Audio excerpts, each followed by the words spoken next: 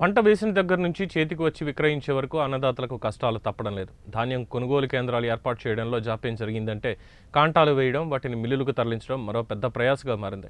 మిల్లర్లు ధాన్యాన్ని తీసుకోవడానికి నిరాకరిస్తూ ఉండడంతో అన్నదాతలు అవస్థలు పడుతున్నారు. వాతావరణం మారి వర్షాలు వస్తుండడంతో ధాన్యాన్ని రక్షించుకోవడం తలమించిన పరిభారంగా మారింది. ఏం చేయాలో పాలుపోక స్థానికంగా అమ్ముకుందామంటే సరైన గిట్టుబాటు ధర లేక అయోమయంలో కొట్టుమిట్టాడుతున్నారు. యాసంగిలో అధిక విస్తీర్ణంలో సన్నాలు, దొడ్డు రకాలను సాగు చేశారు. ఇటీవల నుంచే ధాన్యం నూర్పిళ్లు అధికంగా జరుగుతున్నాయి. కొనుగోలు కేంద్రాలకి ధాన్యం తీసుకొచ్చి పోస్తే సమయానికి బస్తాలు దొరక్కపోవడంతో అధికారులు ఫలానా ప్రాంతంలో ఉన్నాయంటే అక్కడికి వెళ్లి బస్తాల కోసం కొట్లాడి తెచ్చుకోవాల్సిన పరిస్థితి. ఖమ్మం జిల్లా సత్తుపల్లి నియోజకవర్గంలో కొర్లగూడెం గ్రామంలో తూకం వేసిన ధాన్యం కళ్ళాల్లోనే ఉండిపోయింది.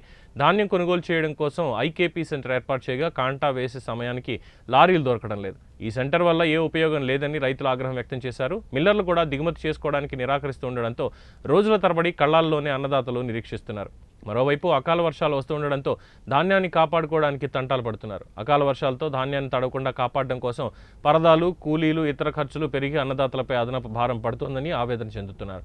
ఇప్పటికైనా ప్రభుత్వ యంత్రాంగం దృష్టి సారించి ధాన్యం కొనుగోలు చేసి వెంటనే రైతులను ఆదుకోవాలని ప్రాధేయపడుతున్నారు.